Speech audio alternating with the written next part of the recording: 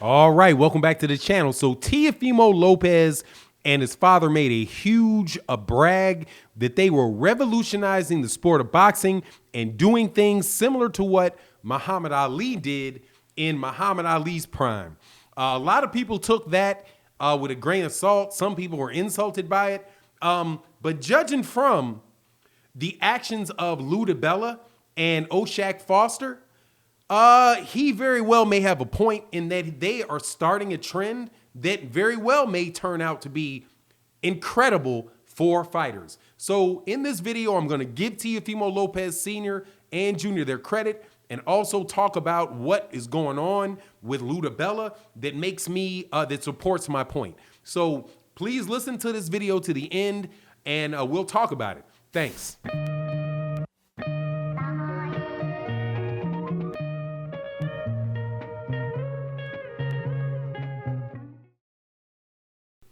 All right, welcome back to the channel. So Teofimo Lopez is a 3-belt holder. Actually, he's a 4-belt holder at 135 pounds and is considered by many, and I think any, if not all right-minded people, to be the #1 lightweight in the world, which just by the mere fact of that makes him one of the top fighters in boxing. You have 3 of the major weight classes, at least in my eye. The #1 weight class in boxing is heavyweight. The #2, in my opinion, is welterweight traditionally. And third, it is lightweight. Those 3 are 3 of the original weight classes, and they are where most of the really big money fights in the history of boxing have taken place, right?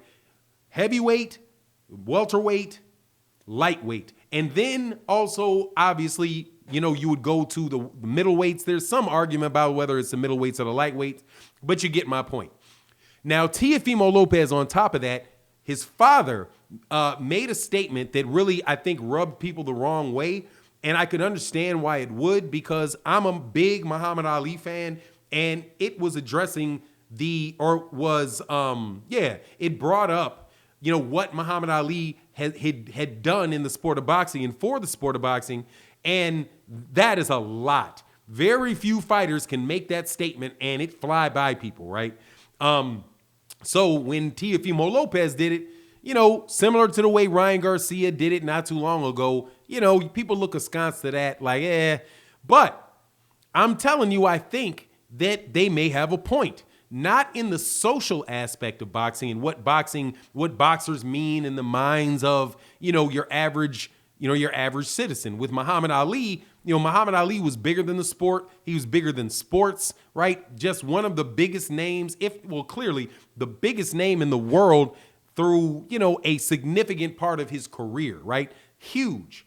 So why would I say that Teofimo Lopez has any reason to believe that he's following in that tradition?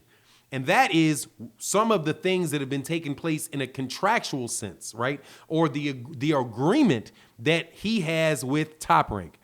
And I think it's manifesting itself through another example that's being shown, and that is Oshak Foster and a lawsuit that was filed against him by Lou Dibella.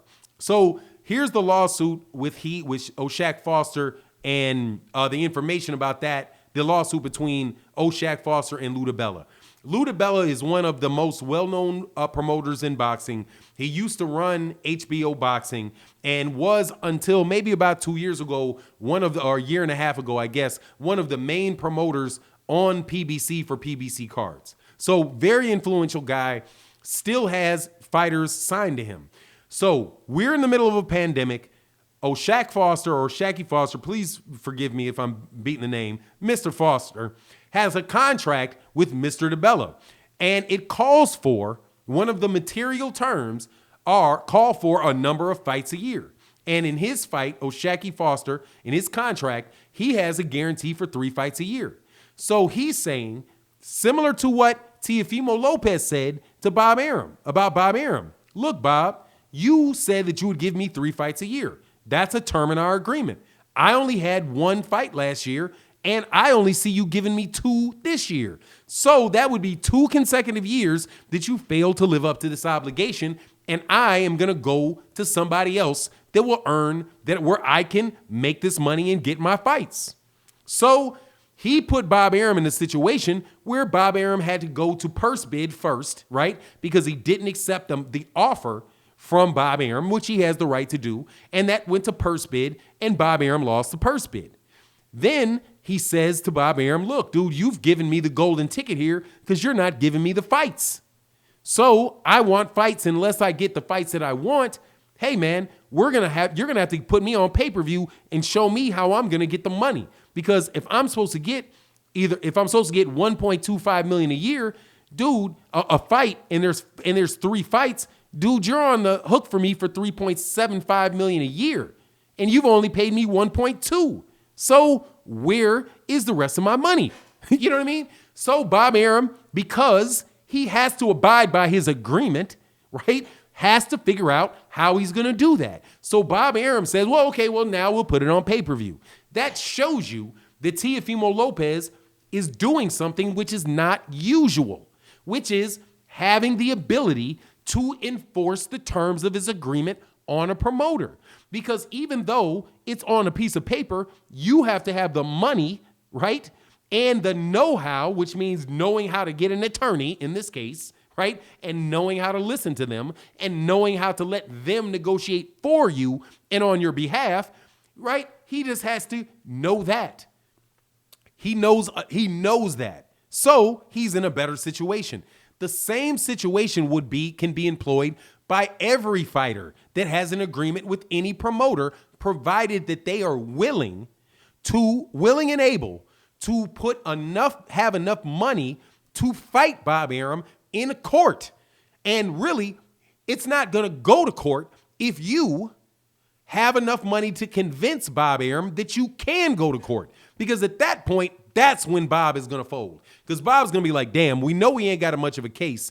And we know we're supposed to be doing this. We know we're not able to do it and have not done it. So what are we going to do about it? The guy doesn't have any money to go to court. How's he going to actually enforce this?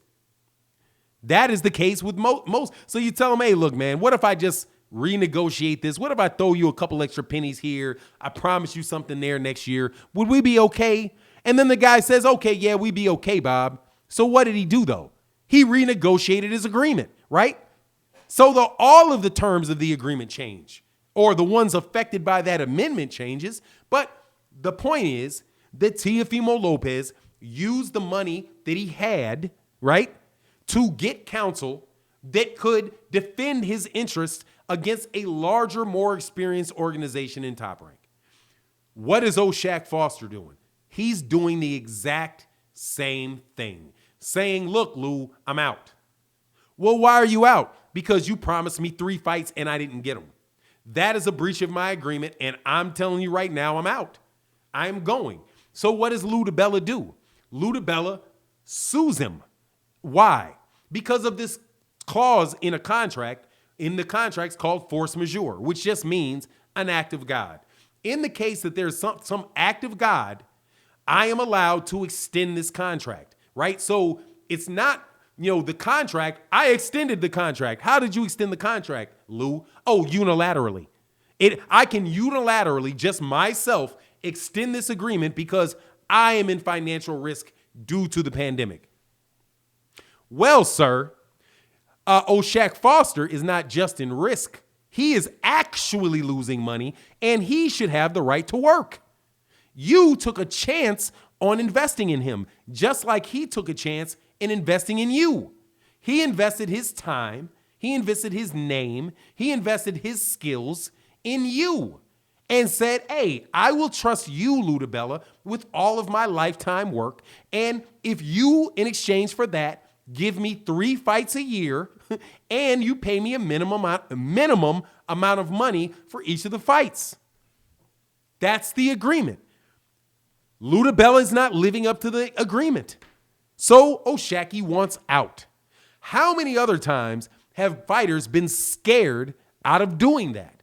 I can tell you for sure that investors, or at least I can't tell you for sure, but I know through word of mouth from Manny Pacquiao's team that Bob Arum intimidated investors and that wanted to invest in Manny Pacquiao fights when Manny Pacquiao said he was a free agent. The way that Bob Arum did it, according to Manny Pacquiao's team, is that he called the investors and threatened to sue them and said, look, man, we've got an active contract with Manny Pacquiao, and we understand that you're in negotiations with him for a fight. We're informing you that if you move forward with this, we are going to take you to court. The people that wanted to invest in it would walk away because they're like, look, as much as I would love to give money to this fight for Manny Pacquiao or invest money in this fight for Manny Pacquiao, I don't feel like going to a court and dealing with the uncertainty of going to court, because the uncertainty of going to court is they may decide that they're going to enforce the contract. And if they decide that, I'm going to have a lot of legal fees associated with it. So I'm going to lose money and not be able to invest. I'm sorry, that's too much of a risk just based off the threat of a lawsuit, right? So that's how people would do. And this is not just Bob Arum. And what Bob Arum's accused of by Manny Pacquiao's team, it's also other people in general business will gaslight you like that. So I am impressed by Teofimo's fortitude. Because he was threatened by Bob Arum, right? Said, hey, yeah, technically you're not breaking the law, but you know there's ramifications for doing this. These other fights might not be available for you in the future. What is that? That is intimidation and a threat of blackballing, right? Not flat out, but man, how do you not infer that from what he said? Because that is clearly what he's implying. So anyway, I just wanted to say that and give Teofimo Lopez his credit, bring up Mr. Foster's issue in this video. You let me know what you think. And with that, I'm out. Peace.